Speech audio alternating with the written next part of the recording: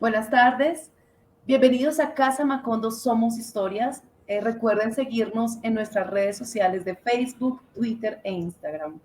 En esta ocasión vamos a hablar de la polémica generada por la exposición titulada Lavando un genocidio en directo del artista Federico Daza. Voy a comentarles un poco cómo se dio toda esta polémica. Comenzó a través de un Twitter que publicó IDARTES junto con la Galería Santa Fe, en la que invitaban a la exposición del artista con una imagen de Álvaro Uribe Vélez, acompañado de Adolfo Hitler y el primer ministro de Israel, Benjamín Netanyahu. Frente a esa imagen, el concejal del Centro Democrático, Andrés Barrios, mostró su indignación a través de la misma red social diciendo lo siguiente: no puede ser que la alcaldía promueva este tipo de arte en el que se iguala la imagen del expresidente Uribe con un genocida como Hitler. Y agrega, esta propaganda contra un partido y su líder político es ofensiva, profundamente perturbadora, molesta y sobre todo mentirosa. Frente a estos Twitter y al tierrero generado por el concejal Andrés Barrios, la determinación de IDARTES, el Instituto Distrital para las Artes de Bogotá, fue eliminar la invitación al evento. Frente a este caso, ya ha hablado el secretario de Cultura Santiago Trujillo. IDARTES emitió un comunicado, por supuesto las palabras del concejal Andrés Barrios, pero no hemos escuchado la voz del artista. Aprovechamos este espacio para entrevistarlo, para preguntarle su punto de vista y para que nos comente un poco más acerca de la exposición.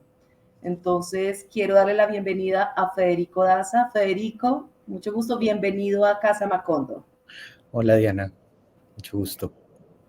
Bueno, Federico, es importante un poco hablar de quién es él. Entonces voy a leer un poco, un perfil muy corto de su trayectoria. Federico Daza es un artista visual, curador, gestor cultural e investigador pedagógico y curatorial. Maestro en artes artísticas y lenguajes audiovisuales desde contextos políticos y sociales, de memoria histórica desde la naturaleza, la ciencia, la estética y el espacio público.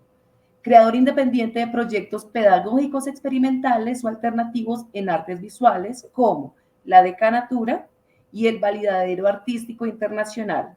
Gestor cultural de festivales en artes visuales y espacios independientes de difusión artística en la ciudad de Bogotá.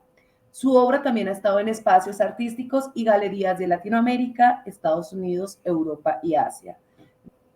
Entonces, frente a las palabras de Andrés Barrios, del concejal Andrés Barrios, él decía pues, que es indignante coger dineros públicos para hacer este tipo de exposiciones que atentan un poco o que crean odio, que generan intolerancia. Entonces, yo quiero saber cómo fue, cómo llegaste a hacer esa exposición, cómo lograste obtener este dinero de IDARTES, si fue por convocatoria o cómo fue ese proceso. Bueno, no, pues digamos, como este flyer es como una imagen de difusión de una exposición colectiva curada, digamos, específicamente por mí.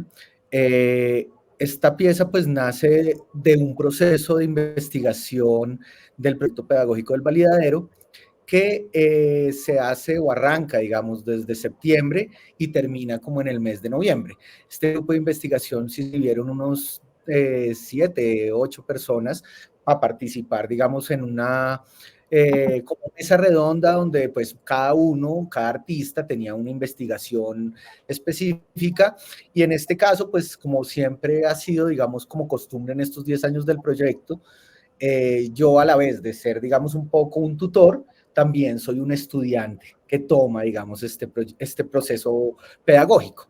Esta imagen es realizada por mí, ¿sí? Es una imagen que yo empiezo, digamos, como a tomar de la virtualidad, un poco en frente a la coyuntura de lo que está sucediendo también en Medio Oriente, viendo pues que se está asesinando indiscriminadamente a niños, a mujeres, se está, digamos, bombardeando hospitales y un poco, pues, lo que me sorprende o lo que, pues, me ha como, digamos, como llamado la atención es el silencio, ¿sí? Es el silencio, digamos, ante estas vulneraciones de los derechos humanos en una población como la Palestina, ¿sí? Entonces, como que ahí, digamos, como que empiezo a entender por qué me interesa tomar la imagen de Benjamín Netanyahu, ver como un poco la cantidad de muertos diarios y ver que esa similitud de la matanza indiscriminada empieza a ser también como una relevancia o empieza, digamos, como a recordarnos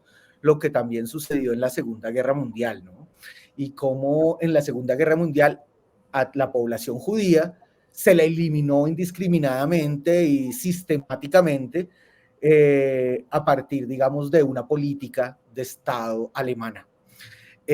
Cuando ya pues miro esto en relación a mi país, ¿sí? Y veo que en mi país también durante muchas décadas se lleva eliminando a un grupo a veces considerable de población y si pues digamos lo resumimos a los muertos que derivan de la violencia en este país, pues empiezo también a entender que hay una responsabilidad y hay también una manera de entender casos, digamos, aislados de genocidio. Uno, pues, relevante, la Unión Patriótica, ¿sí?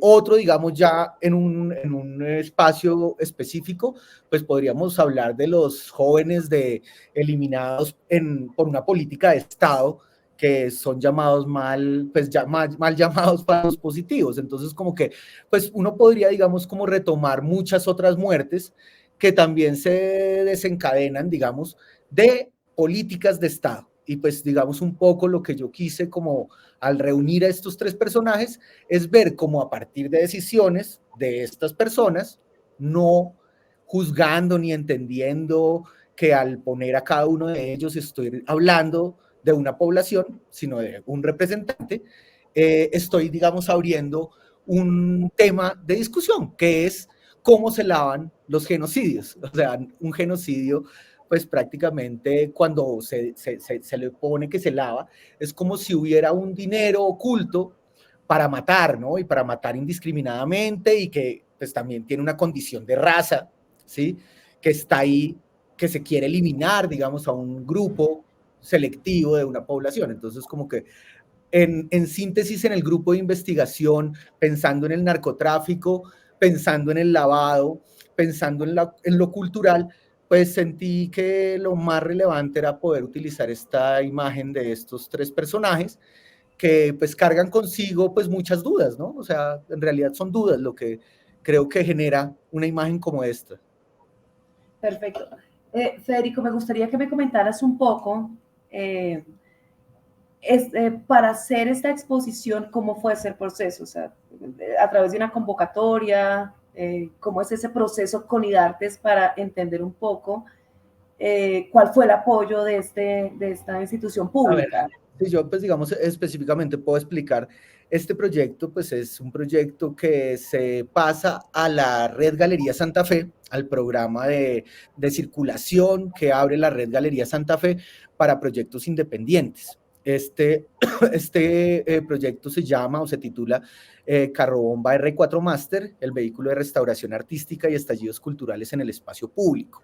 Esta convocatoria, pues es una convocatoria abierta del distrito, como las convocatorias que saca el Ministerio y Dartes, y yo participé en el mes de mayo, si no estoy mal, con este proyecto o esta propuesta que se componía de 6 exposiciones individuales de artistas o invitados que han hecho parte del proceso pedagógico del validadero y una 7ª exposición que es la que estamos ahorita, que es la exposición de Lavando un Genocidio, que hace parte de de un proceso de investigación pedagógico que desarrollamos desde la institución del validadero.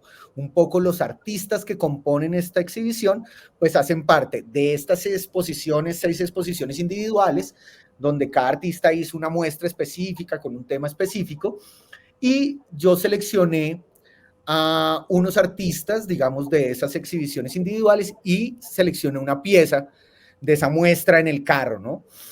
Y por último, se seleccionó del grupo de investigación a un grupo de personas que también, digamos, componen la exposición Lavando un Genocidio en Directo.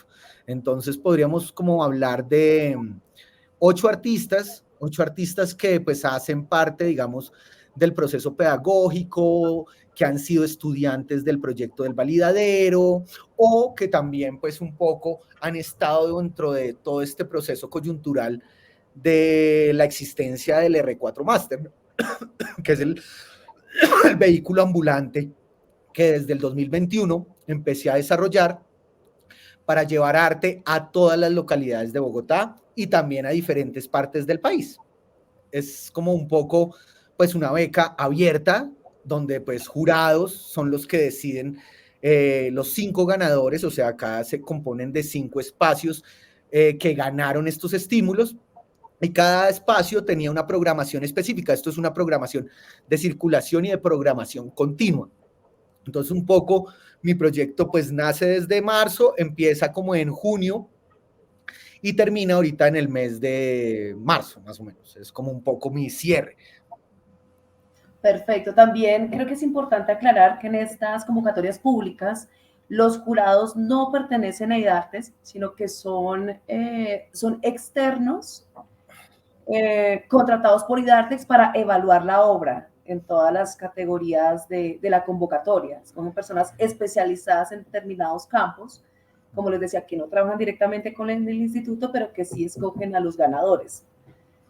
Y esto también, digamos, para un poco aclarar eso, Diana, son jurados que participan también en una convocatoria para ser jurados. O sea, esto no es como que esto no es nombrado a dedo, o sea, esto no se selecciona a dedo, esto es en realidad tiene todo un protocolo que además se ha venido gestionando y luchando de parte tanto de IDARTES como del Ministerio de Cultura, pues para tener apoyos al sector artístico, para las prácticas artísticas y también pues para la difusión de contenidos culturales y que pues también beneficien pues a la población, digamos en este caso si hablamos de IDARTES, de Bogotá. Perfecto. Ahora sí vamos a hablar un poco de la obra ganadora. La obra ganadora es la exposición, se titula Lavando un genocidio en directo, que eso es a través de lo que tú me decías de R4 Master, que es un Reno 4 adaptado para hacer exposiciones itinerantes. Exacto, en este caso tiene por lo que veo en tu obra, en este caso, pues no solamente la que está causando la polémica con Álvaro Uribe Vélez, con Benjamín Netanyahu y con Adolfo Hitler, también hay otras piezas que demuestran una crítica política. Entonces, primero tenemos esta, pero pues también hay otras que manifiestan lo mismo. Me gustaría, entrando en esta obra, me gustaría que me comentaras ya de manera como muy precisa por qué la figura de Álvaro Uribe Vélez. O sea, por supuesto, el genocidio es algo desafortunadamente que es histórico en el país, desde diferentes nombres, desde diferentes ámbitos, pero sí me gustaría un poco que me explicaras bien cómo surge esta obra y cómo surgen los demás personajes. Ya me hiciste un adelanto, por supuesto, con respecto a la Segunda Guerra Mundial, a lo que está sucediendo en Palestina, pero también es por qué la figura de Álvaro Uribe en este caso. Bueno, yo creo que un poco, pues aquí viene como un punto que es muy específico, sí, eso nace de un meme, sí, es específicamente esta imagen, nace de una pintura, porque no es una imagen fotográfica de Uribe, sino es una pintura de Uribe, en la cual, pues, como meme, se le pone este moño, ¿sí?, en la cabeza, y un poco lo que yo hago es seleccionar las 3 imágenes y, pues, digamos, tratar de generar un diálogo visual con ellas. En el fondo no hay ninguna intención pues, digamos, de decir que uno de ellos es genocida, porque pues no es, digamos, el caso, sino en el fondo es como un poco entender cómo se lava, digamos, la imagen de las personas para nunca ser responsables de nada, ¿no? Entonces como que, como, no sé, como habitante o como ser colombiano, pues digamos como que me parecía importante tratar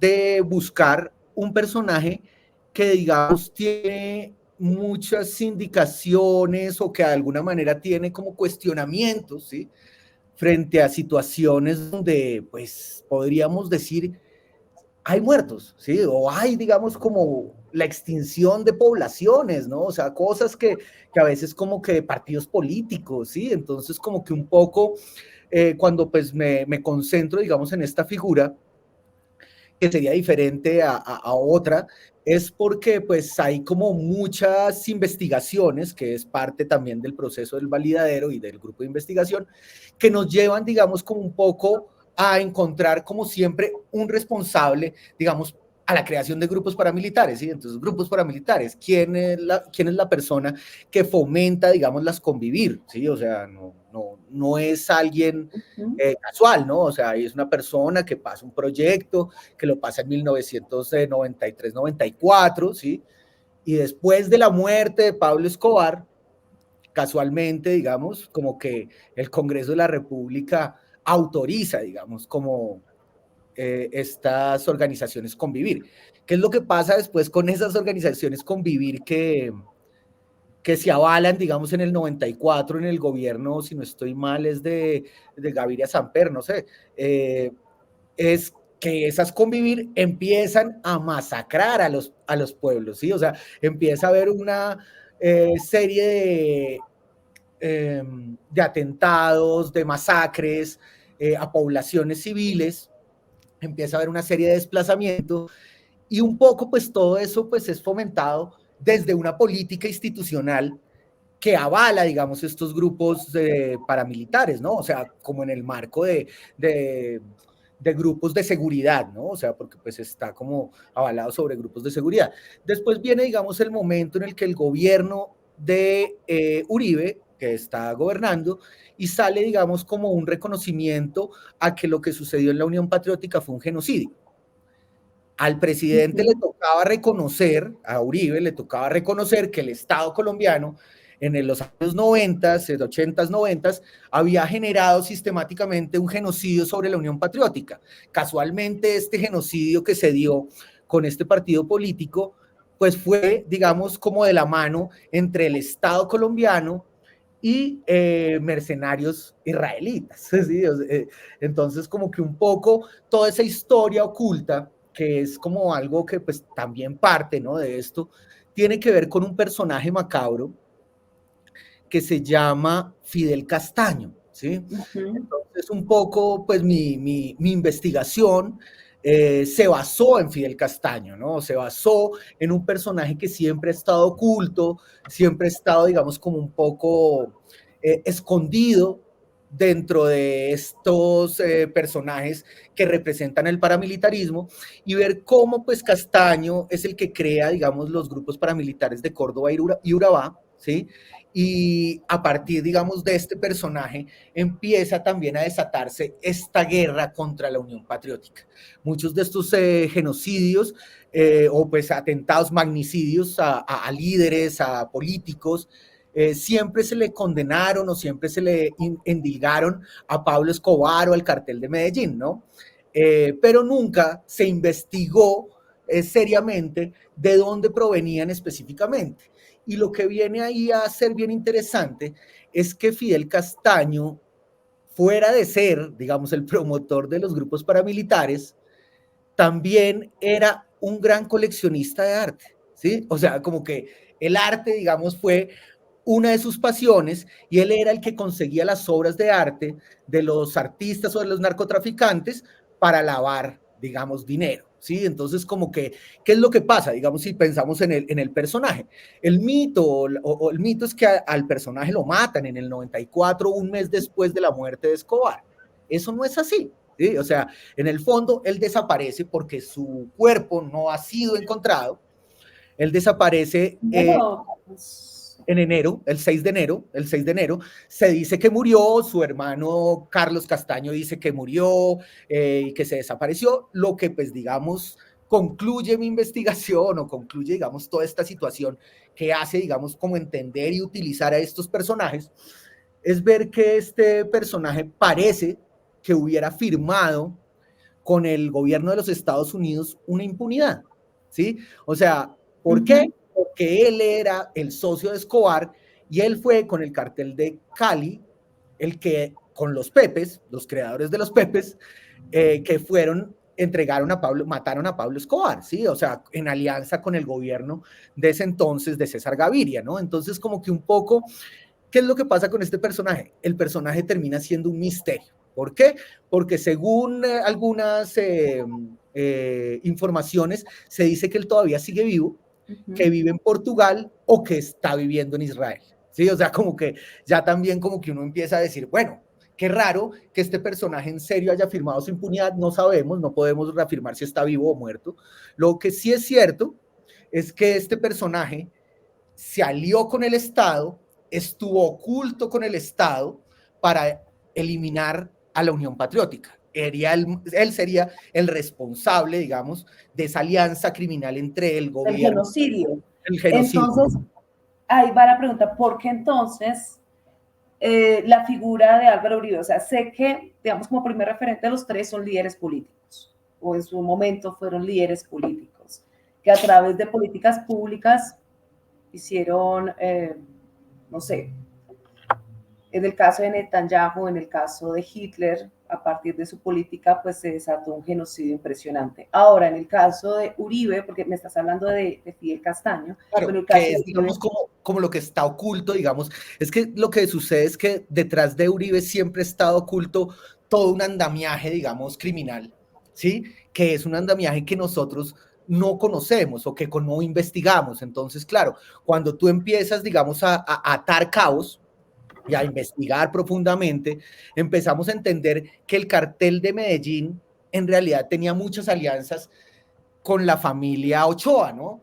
Y la familia Ochoa, pues obviamente tiene relación con Álvaro Uribe Vélez. Álvaro Uribe Vélez no ha estado, digamos, aislado, digamos, de todo lo que pasó y toda esta persecución ¿sobre quién? Sobre Pablo Escobar. Y pues también es una manera o catapulta, digamos, de todos estos grupos paramilitares en los años 90, que fueron los que llevaron a que la gente terminara votando en el 2001 por Álvaro Uribe Vélez, ¿sí? Ya si pues, pensamos lo que hizo Álvaro Uribe Vélez en la gobernación de Antioquia, pues obviamente podríamos empezar a ver caso por caso, ¿sí? Masacre por masacre hecha por estos grupos de seguridad Convivir, pues llamados Convivir, pero pues grupos paramilitares. Y todo esto, pues si empezamos también a encontrar testimonios, empezamos a ver gente que habla o dice que pues el presidente Álvaro Uribe, cuando fue gobernador de Antioquia, tenía conocimiento sobre muchos de estos, pues digamos, masacres o de estas cosas. Eso tendría que comprobarse, ¿no? O sea, eso tendría, digamos, un poco que llevar como a juicio a un personaje para poder, digamos, decir, esta persona hizo esto. Pero igual las dudas quedan ahí, ¿no? O sea, ante la opinión pública, ante un personaje común y corriente como yo, pues lo que yo termino recibiendo de estas investigaciones es que hay una relación, no sé si de pronto casual, pero pues los grupos paramilitares podemos comprobar que asesinaron a muchas personas. Si empezamos a pensar cómo fue, digamos, esa coyuntura entre la muerte de Escobar, los grupos que arrancan en Córdoba y Urabá, ¿sí? Que pues no es donde, pues no sé si estoy mal, ahí quedan muchas de las fincas que también le pertenecen a Álvaro Uribe Vélez, o sea, hay como una serie de desplazamientos y ya como la política ya de gobierno, ¿sí? O sea, cuando él es presidente, pues podemos empezar a ver cómo sistemáticamente se empiezan a asesinar jóvenes inocentes por medio de una política de Estado que se llama falsos positivos, ¿sí? O sea, que daba, digamos, como recompensas a bajas, ¿sí? Digamos, del conflicto armado, ¿no? Y entonces, pues claro, se utiliza, digamos, como esto para premiar a los soldados y lo que termina sucediendo es que los soldados, para ser premiados y tener beneficios, terminan cogiendo personas inocentes, cambiándolas, digamos, como sus vestuarios y asesinándolas y poniéndolas de guerrilleros. Entonces, como que, pues esto no se da en otro gobierno diferente, sino en el de Álvaro Uribe Vélez. Si no estoy mal, son 6.402 personas identificadas, pueden ser muchas más, ¿sí? Y pues esto está, digamos, todavía en discusión y se está hablando, digamos, en la JEP, si no estoy mal, de pues, los casos específicos de estos asesinatos sistemáticos de organizaciones del Estado, ¿no? Que estaban al mando de Álvaro Uribe Vélez en este Es momento. una completa realidad comprobada. Exacto. Gracias, Fede. También estamos proyectando algunas imágenes que hacen parte de la exposición. Entonces tenemos esta imagen de la Fiscalía. Me gustaría que la viéramos y que me expliques un poco de dónde surge esa obra, al igual que la siguiente, que es Lavando Artistas, me parece que se Un poco, titula de bueno, esa pues manera. precisamente ahí, entonces, pues para como un poco contextualizar lo de lavando un genocidio, ¿sí? O sea, lavando muertos, ¿sí? Entonces, es un poco, el artista en este caso decidió como un poco jugar como lo hizo en su momento Antonio Caro con el logo de Colombia, ¿sí? De Coca-Cola, con el texto de Colombia, un poco, esto es una cosa que se repite, esto no es nuevo, no, ¿sí? Sino es una manera de apropiación y reinterpretación del artista. La artista en este caso, pues estuvo investigando mucho sobre el juego de lavar, digamos, activos y ¿Qué pensar artista, que perdón? se llama Lorena Morris. Lorena Morris, ¿Sí? perfecto. Que pues igual es particular y es importante también dejarlo claro, pues porque obviamente este proyecto, digamos, como esta imagen, pues es el resultado, digamos, plástico de una manera de entender y comprender también una coyuntura que se está dando y que se viene, digamos, que se está dando en este momento en la situación de que un fiscal tenía que ser nombrado precisamente en estos días y no fue nombrado, ¿sí? O sea, como que no se nombró al fiscal. Entonces, ¿qué es lo que termina sucediendo? Pues que la fiscalía prácticamente se ha comportado, ¿sí? Si lo vemos en el caso de Álvaro Uribe, si lo vemos en el caso, digamos, de muchas personas del Centro Democrático, ha frenado, ¿sí? Muchos de estos casos y lo que ha hecho es una fiscalía que debería, digamos, como investigar y poner como todo como en un orden, digamos, de explicación de lo que ha sucedido. La fiscalía se convirtió en la defensora de muchos de estos casos. Entonces, pues ahí lo que uno podría, digamos, como Lavar entender. delitos, digamos, vamos a decir, Dime, la dime. Fiscalía es una lavandería de delitos. Pareciera, sí, de pronto eso es lo que quiso de pronto la artista también plantear o dejar abierto. Pensemos que el arte lo que está haciendo acá es generando, digamos, un juego de preguntas, ¿sí? O sea, acá se están haciendo preguntas, acá no se puede, digamos, como decir que esto es una verdad. El arte precisamente juega como entre la realidad y la ficción, y eso que, digamos, un poco hace el artista es tratar de poner, digamos, como en tela de juicio lo que viene sucediendo con la fiscalía, en este caso de Barbosa, pero pues también pensemos en la fiscalía de Néstor Humberto Martínez, ¿sí? O sea, es que la fiscalía es que se crea, que obviamente volvemos al mismo punto, ¿sí? O sea, la fiscalía se crea en los años 90, ¿sí? Entonces, como que la fiscalía siempre ha tenido una duda y siempre ha habido una duda frente al actuar de la fiscalía. Y ese actuar de la fiscalía, pues es siempre el que ha puesto, digamos, como mucho de los, digamos, de las dudas de justicia en el país. Si pensamos en la fiscalía en ese momento, pues se hablaba de Grave en alianza con los Pepes, ¿sí? Eso es como también algo que está ahí en el aire, ¿sí? Entonces, como que parte de lo que sucede mucho en este país es que nadie se toma el trabajo de investigar o de aterrizar lo que viene sucediendo desde los diferentes estamentos de control y de justicia, y lo que de pronto pues termina pasando con un proyecto pedagógico en artes es que empieza, digamos, un poco a hacer como una reflexión o una pregunta abierta de qué es lo que está pasando con estos entes de control, porque hay claramente unos juicios, digamos, pues digamos, como de dudas de corrupción frente a los actuares de muchos de estos estamentos, ¿sí? Entonces, como que pues, la idea, digamos, de esta pieza específicamente, yo creo que es como un poco poner como en tela de juicio lo que no está haciendo la fiscalía, que es hacer su trabajo. sino un poco lavar, digamos, la imagen Omitir. de los personajes que están ahí, ¿no? Frente a esta obra, y pues, o sea, desafortunadamente hay que hablar del artista, porque pues también te ha generado algún tipo de inconveniente el nombre del artista, que es Lorena Morris. Decías que es sobrina de No, Holman Morris, que es, lo que sucede, familia. lo que Sí, sucede y que me parece bastante delicado, y es como lo que quiero como un poco dejar como precedente, es que ayer escuchando en el Consejo de Bogotá, y la al, plenaria. en la plenaria, en el Senado, al concejal Andrés Barrios, él es el que nombra a Lorena Morris, ¿sí? Entonces me parece pues muy delicado, ¿sí? Que empiece, digamos, a investigarse el grupo de artistas que compone una muestra. Lorena Morris es una artista de la Universidad Jorge Tadeo Lozano, o sea, no está ahí por un juego político, ¿sí? Y me parece muy delicado lo que dice el concejal, porque en el fondo empieza, digamos, como a rastrear y a buscar como a hilar muy fino y a insinuar que hay como una intención política dentro de la participación de esta artista en una curaduría o en una exhibición que yo estoy haciendo.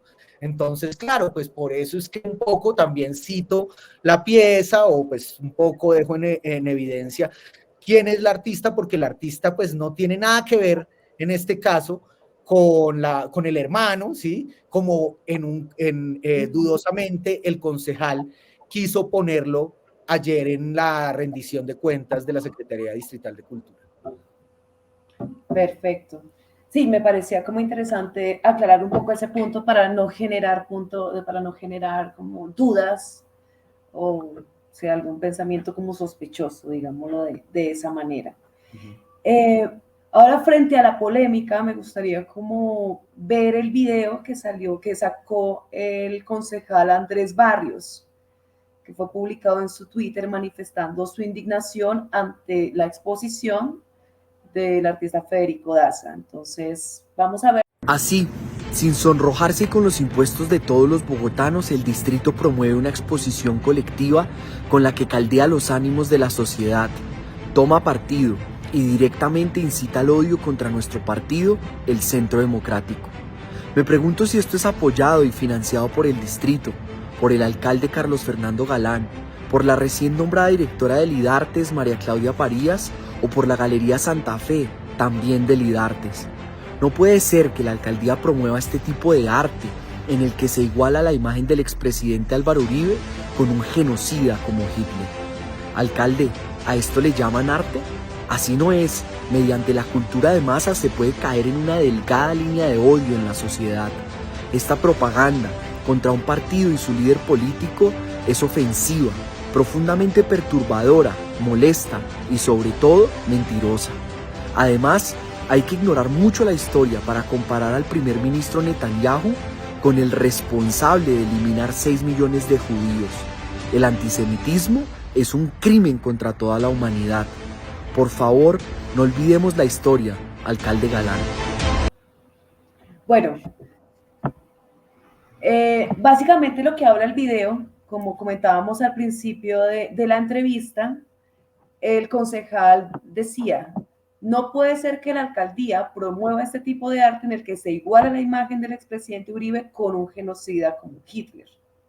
Y continúa: esta propaganda contra un partido y su líder político es ofensiva, profundamente perturbadora, molesta y ante todo mentirosa. Esto fue lo que desató toda la polémica. Esto fue lo que conllevó a que el Instituto Distrital para las Artes de Bogotá, IDARTES, bajara de su red social Twitter la invitación al evento. Entonces me gustaría conocer, tú como artista de la obra, tu opinión frente, primero también al acto del Instituto de IDARTES para quitar la imagen. No sé cómo lo veas tú, no sé si es una forma de censura o de cuidarse ellos en salud. Quiero conocer tu punto de vista como artífice de la obra. Pues bueno, yo digamos quiero aclarar que esto nunca había sucedido en IDARTES, ¿sí? O sea, como que un poco las políticas de IDARTES hasta la fecha, digamos, de esta situación, nunca había pasado que una imagen o un proyecto artístico o una flyer fuera, digamos, retirado de las plataformas pues de circulación o de difusión de IDARTES o de la red Galería Santa Fe. Eso quiero como un poco dejarlo como precedente, ¿no? Porque pues esto pues deja como muchas dudas también de lo que pues terminó sucediendo. Lo cierto es que el concejal decidió intimidar a una organización, digamos, una institución como IDARTES, y al hacer el video, digamos, como que lo que insinúa es que pues nosotros al hacer esta información o este flyer de difusión, estábamos incitando al odio y estábamos en contra de su partido Centro Democrático. Pues ahí quiero aclarar que en ningún momento el Centro Democrático se nombra para nada, ¿sí? O sea, como que no hay una referencia al Centro Democrático. Pero su figura central. Ya es otra cosa, ¿sí? Que pues su figura central pues sea un presidente, digamos, con muchos cuestionamientos. Eso sí, ya eso no, pues no nos compete a nosotros. El concejal dice que se está agrediendo al partido político, cosa que no es verdad, porque al partido político ni se nombra. Entonces, claro, se está se está poniendo una figura que fue presidente de la República y que además pues, hizo parte fue presidente tanto del el concejal Andrés Barrios como mía, ¿no? O sea, también fue presidente mío, porque pues yo también soy colombiano, entonces también tengo todo el derecho también a tener una posición, un punto de vista frente a mi relación con lo que yo percibo o observo de este personaje. Entonces, uno, decir que pues no hay nada en contra del Centro Democrático, pero lo que sí me parece, digamos, como una búsqueda de censura es que esto se viene repitiendo con los concejales y senadores del Centro Democrático. O sea, los senadores y concejales del Centro Democrático creen que tienen que darnos lección de lo que es el arte y lo que es la cultura. Y yo pues la verdad siento que pues están bastante equivocados, porque lo único que muestra es que el senador, y apoyado con la revista Semana, porque después de que el senador saca esto, la revista Semana saca una publicación un poco intimidando también a la Secretaría Distrital de Cultura, que además es donde yo veo que pasa algo particular, ¿sí? Porque es como si se quisiera, digamos, como coartar o poner en tela de juicio la imparcialidad que ha, digamos, desarrollado IDARTES hasta la fecha. Esto nunca había sucedido en el gobierno de Claudia López o en los gobiernos anteriores, ¿sí? O sea, nunca se había, digamos, bajado una publicación.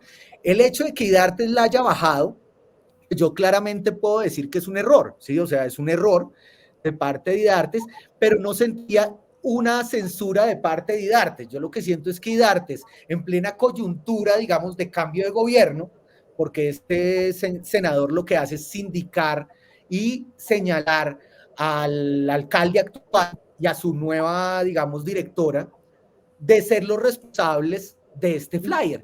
Se nota que no hay investigación por parte del concejal para entender de dónde proviene, digamos, todo este proceso artístico, y eso es, digamos, un poco lo que, pues, yo podría definir como censura. O sea, de parte de un concejal del distrito se está insinuando o se está tratando de censurar la difusión de políticas culturales que siempre han tenido como una mirada diversa, abierta y fuera de la censura, y siempre apoyada desde la libertad de expresión artística que tenemos los artistas, ¿sí? Entonces, como que acá pues viene algo muy delicado, que es ya también una información que aprovecha también un medio de comunicación como Semana, en donde también el error, que no podríamos saber si lo de IDARTES hubo una intención, fue alguien de específico de IDARTES el que dio la orden, ¿sí?, de bajar esa imagen, o fue un susto casual o repentino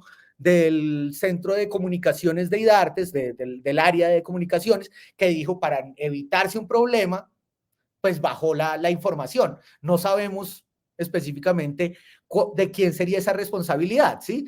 Pero yo sí creo que la censura está incitada por una intimidación que está haciendo el concejal a este estamento cultural, ¿sí? O sea, no podría culpar a IDARTES de censurar mi pieza, porque lo que veo es que hay como un juego político frente a atacar, digamos, esta serie de contenidos. Sería muy delicado, claramente, pensar que esta va a ser la política cultural del gobierno de Galán, ¿sí? O sea, como que de ahora en adelante empiece a filtrarse o a censurarse la información de proyectos artísticos, que son muchos, ¿no? Este no es uno, este es uno de tantos. Hay muchos proyectos en IDARTES que además, pues también como que invitan a una reflexión. Se nota que, pues digamos, el concejal no va a exposiciones de arte o pues no tiene un conocimiento claro de lo que sucede en las exposiciones de arte en el mundo, como para entender cuáles son las reflexiones, críticas y cuestionamientos que hacen las prácticas artísticas en la actualidad sobre las políticas y sobre las maneras sociales, digamos, de entender los contextos en los que nos movemos, ¿no? Porque pues en el fondo, pues el arte también, pues digamos, como que es ese filtro también de todo eso que nos sucede políticamente. Entonces, como que yo lo que veo es que hay una manera, digamos, de comprender lo que sucedió. Es desafortunado, claramente, pues que Idarte se haya sentido intimidado, pero pues es que sí se puede comprender que haya una intimidación cuando al día siguiente o a los días siguientes se hace una citación de control político a la Secretaría de Cultura de Bogotá, ¿sí? O sea, como que, y es el Centro Democrático, de nuevo, un poco a fiscalizar o a entender qué es lo que está pasando, digamos, desde la producción artística o cultural en el distrito. O sea, esto pues es delicado, ¿sí? O sea, es muy delicado que, digamos, los murales que se hicieron en el Museo Abierto de Bogotá, también un proyecto de IDARTES, aparecieran políticos del Centro Democrático borrando estos murales, ¿sí? Esto viene pasando reiteradamente y ellos como senadores se sienten con la potestad de venir y silenciar la libre expresión de los artistas que tienen toda la libertad de poder expresar libremente sus posiciones, sus miradas y sus críticas. Esto viene sucediendo sistemáticamente, ¿no? O sea, podríamos poner más ejemplos de cómo se ha venido censurando muchas de las creaciones artísticas que tocan de forma como aleatoria a muchos políticos cuestionables, ¿sí? Porque entonces, pues si son figuras públicas y los artistas no podemos, digamos, un poco poner a reflexionar sobre estas figuras públicas, pues me parece delicado, porque entonces estaríamos en una dictadura, ¿no? O sea, como que, y creo que pues no estamos en una dictadura, ¿sí? Entonces, pues existe la libertad de expresión y esta libertad, pues de pronto no la comparte el senador o el concejal, pero porque no lo comparta, no quiere decir que no sea válida, ¿sí? O sea, que no sea también una posibilidad de entender nuestra realidad actual y política y social del país, ¿no? O sea, es como eso.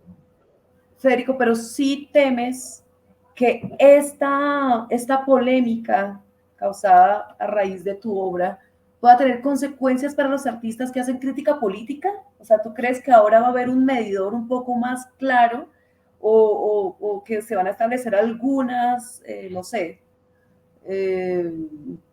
algunas reglas para evaluar los proyectos que entran a convocatorias, para Pues evitar digamos, que haya una crítica? digamos, lo que yo siento es que, pues, en el fondo,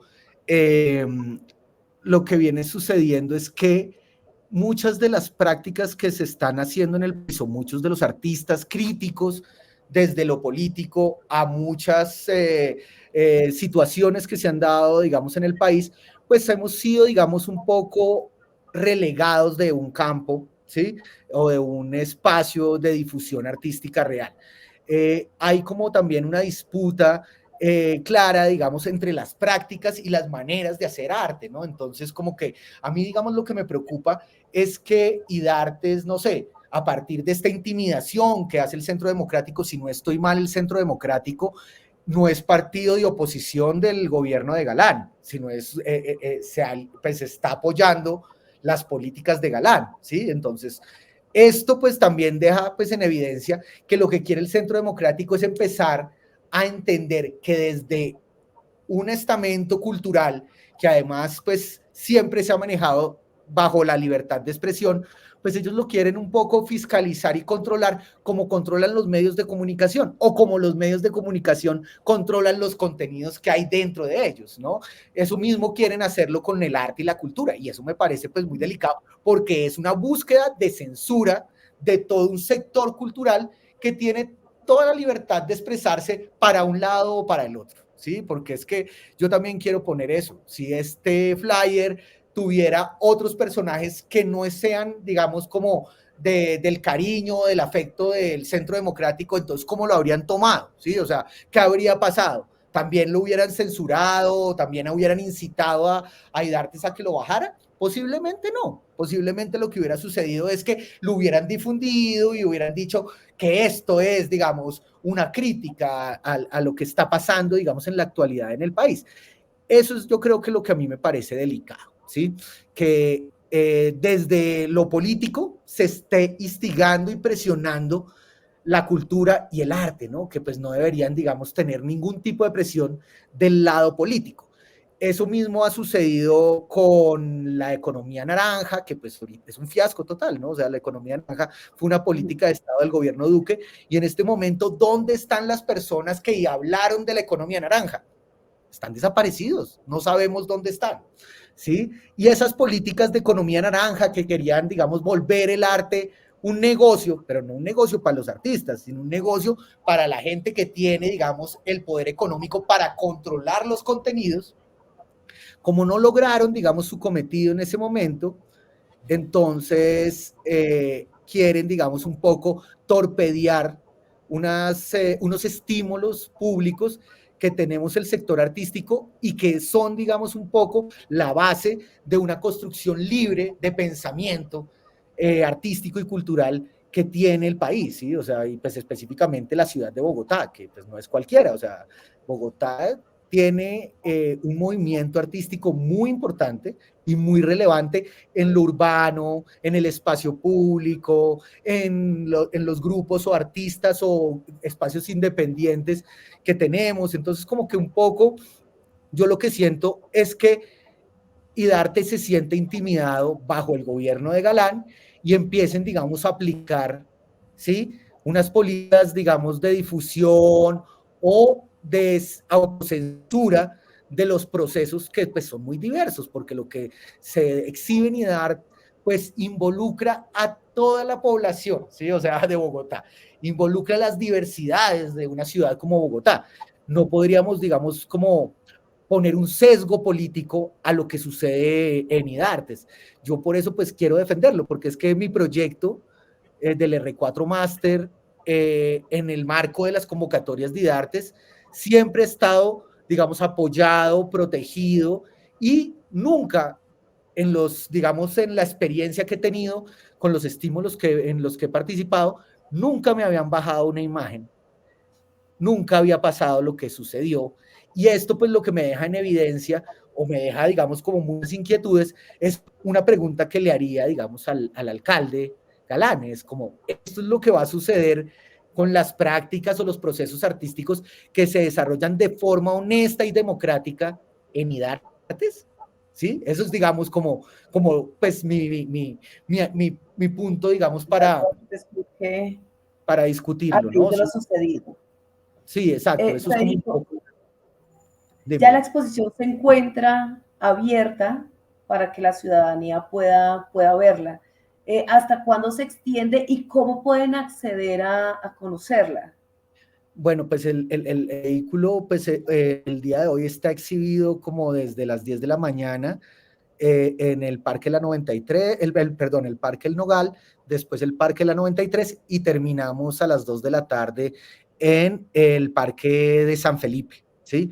El carro pues se puede visitar, digamos, en estos lugares específicos en el día de hoy, pero también el carro pues tiene una duración como de un mes con esta exhibición, y esta exhibición pues digamos como que se mueve aleatoriamente. Específicamente yo vengo en cada exhibición haciendo una serie de recorridos por todas las localidades de la ciudad, son 20 localidades, y pues obviamente el carro trata de recorrer algunas, pero pues no logra recorrer una exhibición las 20 localidades, ¿no? Entonces, normalmente nosotros vamos informando desde nuestra página web o desde el Instagram del validadero o el Facebook del validadero, un poco las rutas que va a tener, digamos, el carro.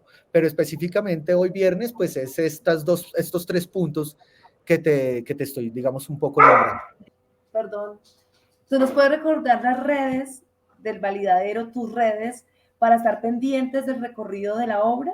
Un poco, digamos, pues es el validadero internacional en Facebook, en Instagram es el _validadero en Instagram, y pues la página web del validadero, donde pues un poco se publican los programas pedagógicos que hacemos año tras año, que llevamos pues ya 10 años en esto, es el validadero.com, ¿sí? O sea, esos son como un poco las redes sociales del proyecto pedagógico y un poco del proceso que venimos desarrollando con el R4 Master, que es nuestro espacio ambulante de exhibición. Nosotros creamos este espacio fue porque perdimos nuestro espacio físico, o sea, nuestro lugar de exhibición, y después de la pandemia, pues decidimos crear este espacio ambulante que es el que de alguna manera, pues, está, digamos, recorriendo la ciudad, y fue el que tuvo, digamos, este apoyo de estímulos, digamos, de convocatorias públicas de artes para poder, digamos, un poco llegar a nuevos públicos y a una nueva formación de públicos, ¿no?